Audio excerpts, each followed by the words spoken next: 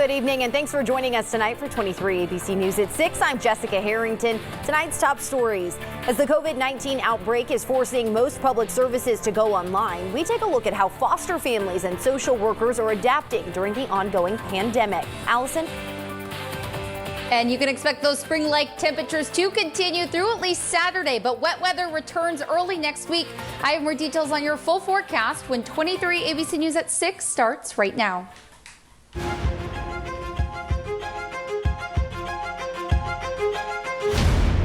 Good evening. We begin with the new updates from Kern County Public Health on the number of people who have tested positive for COVID-19. So far, more than 4,100 tests have been administered here in Kern County, with more than 1,500 still pending. Here's a look at the latest breakdown of positive and negative test results. There are 158 total people who have tested positive for coronavirus in Kern County. 155 of those are residents and 3 of those are non-residents. There's been 1 death reported so far. The good news is more than 2,400 tests for the virus have come back negative.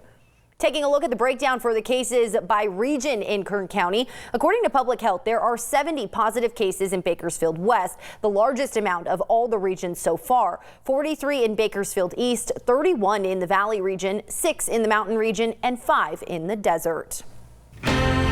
The novel coronavirus pandemic rapidly rising as both a health and financial crisis. Businesses shuttered, entire industries upended, leaving millions of American workers without paychecks and scrambling to find solutions. But the Treasury Secretary says help is on the way for small businesses, and Speaker Pelosi announced the head of a new bipartisan oversight committee established to ensure the $2 trillion relief package is spent wisely. ABC's Andrew Dimbert is in Washington, D.C. with more on the financial fallout. A stunning surge in weekly unemployment claims. With millions of American workers already out of a job, today's record weekly unemployment claims of 6.6 million from the Labor Department highlights the scale of the pain Americans are feeling. The numbers doubling last week's previous record of 3.3 million job losses. The financial fallout more bleak than expected by some experts. The death toll and the infection rate are both rising rapidly in the United States.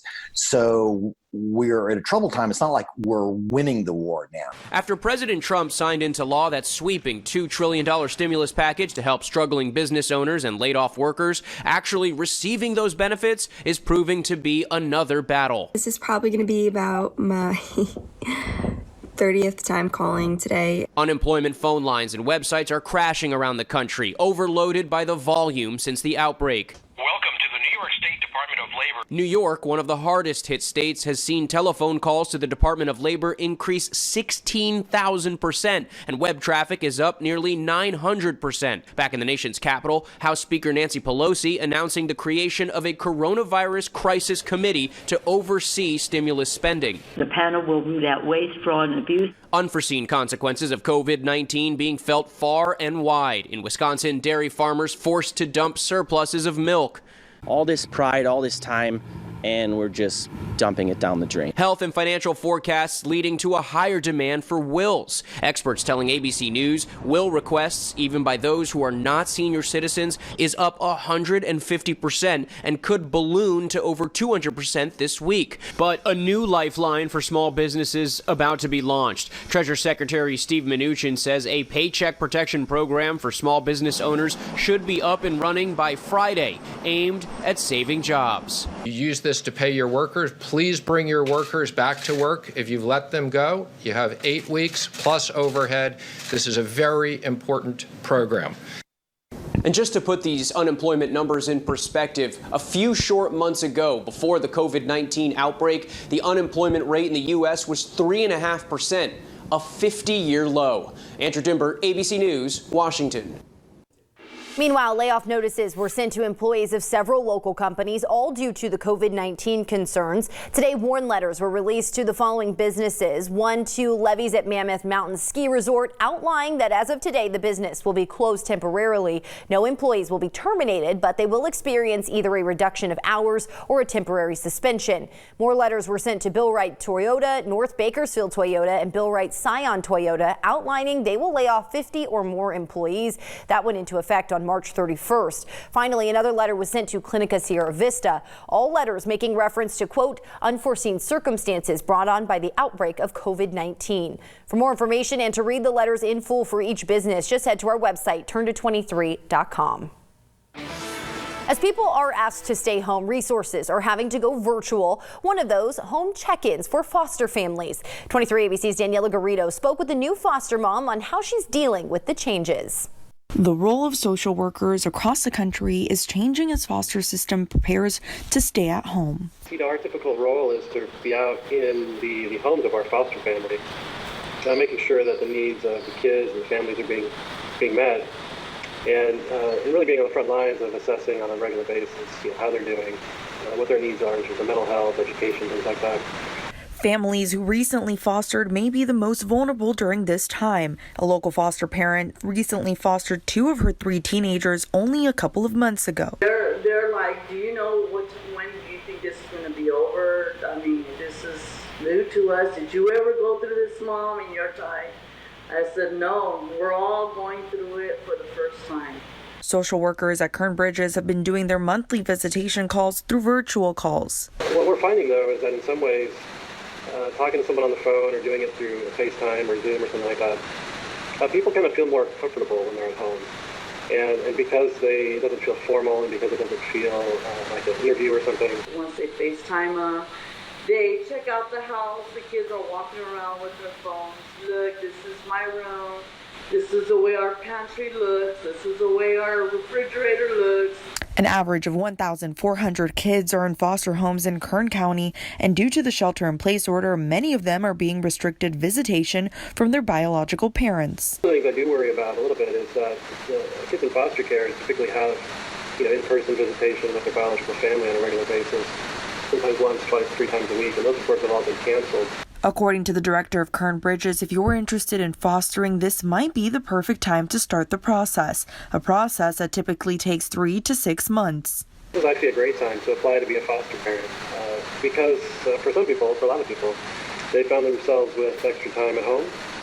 And so everything that needs to be accomplished, we can accomplish, or we can at least get started with them, either through video conferencing or online. I'm Daniela Garrido, 23 ABC Connecting You.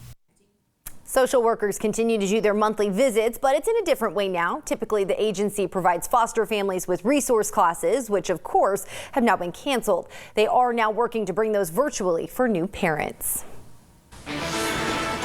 And if you're planning on heading out for an evening walk, well, you might be feeling a little bit of a breeze. We are going to be seeing these gusty winds to continue throughout the overnight hours. So temperatures right now here in Bakersfield still in the upper 60s, looking at 66, but that is down 5 degrees from this time yesterday. And 13-mile-per-hour winds here in Bakersfield, and we are seeing some stronger winds actually in the Kern County mountains, looking at it up to 21 in Keene and 22 in Mojave. And you can expect these to even increase in the overnight and early morning hours tomorrow, because we are tracking a wind advisory in the Tehachapi and desert areas until 7 a.m. on Friday. Now, like we've been talking about, these gusts could be reaching up to 55 miles per hour. Yesterday, some of the strongest winds were in the 69-mile-per-hour range. So definitely gusty, and that is going to cause slightly cooler temperatures early tomorrow morning. So if you're planning on walking the dog or getting out early,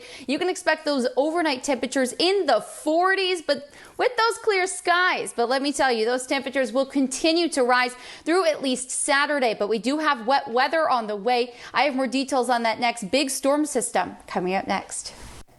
A California man faces federal charges after officials say he ran a train at full speed off the end of rail tracks near the U.S. naval ship Mercy. The ship is a 1,000-bed floating hospital that arrived in the port of Los Angeles last week amid the pandemic. 44-year-old Eduardo Moreno of San Pedro was charged Wednesday with 1 count of train wrecking after the Tuesday incident. Moreno told police he believed the Mercy had, quote, an alternate purpose related to COVID-19 or a government takeover. Moreno told law enforcement officers he intentionally derailed and crashed the train near the Mercy. The train Moreno was conducting crashed through several barriers and came to a rest nearly 250 yards away from the Mercy. Now to a crime alert. The federal government is warning California taxpayers about potential COVID-19 impact payment scams. U.S. Attorney McGregor W. Scott said in a press release today, quote, "At a time when many Americans are struggling during this national emergency, others are plotting ways to get between the taxpayers in need and the payments that have been designed to help them." The United States Attorney's Office for the Eastern District of California and the Internal Revenue Service offer these tips for fighting scammers. The IRS will not call and ask you to verify your payment details. Do not give out your bank account, debit account, or PayPal account information, even if someone claims it is necessary to get your check. For tips and information on how to stay safe from scammers, visit our website, turnto23.com. The California Department of Consumer Affairs is aware of recent news and social media reports of prescribers wrongfully hoarding and prescribing for themselves and family members certain medications referenced in the media relating to the novel coronavirus. Several states have recently issued emergency restrictions on how the drugs can be dispensed. Many require that medications be prescribed and dispensed only to patients with a legitimate and current medical condition. The DCA wants to remind healthcare professionals that inappropriately prescribing or dispensing medications constitutes unprofessional conduct in California and is punishable by law. New details tonight. The Kern County coroner has released the identity of the man who died after crashing his motorcycle last month on the West Side Parkway. 39-year-old Eric Kie of Bakersfield died on March 26th at the scene of the crash. According to Bakersfield police, around 8 p.m. on March 26th, officers were dispatched to the West Side Parkway west of Coffee Road regarding an injury collision involving a motorcycle. The motorcycle rider, Eric Kie, suffered deadly injuries as a result of the collision. The investigation revealed prior to the collision, he was riding eastbound on the West Side Parkway in excess of 100 miles per hour when, for unknown reasons, he left the roadway, colliding with the chain link fence. Alcohol or drugs do not appear to be a factor in this collision.